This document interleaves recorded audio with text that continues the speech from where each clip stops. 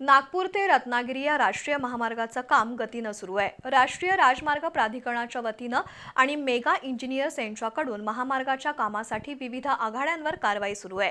कोल्हापुरातील छत्रपती शिवाजी पूल ते पडवळवाडी दरम्यान अतिक्रमण हटाव मोहीम राबवण्यात आली। आंबेवाडीपर्यंतची शेकडो अतिक्रमणं जेसीबीच्या सहाय्यानं जमीनदोस्त करण्यात आली। नागपूर ते रत्नागिरी हा 4 पदरी महामार्ग होणार आहे।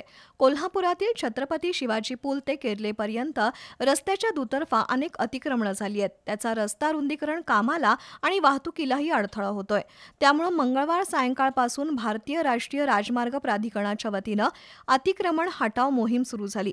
यापूर्वी 12 वर्षांपूर्वी अशा प्रकारची मोहीम झाली होती।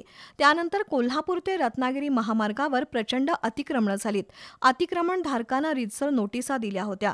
त्यानंतर मंगळवारपासून पोलीस बंदोबस्तात अतिक्रमण हटवण्याची मोहीम सुरू झाली आहे।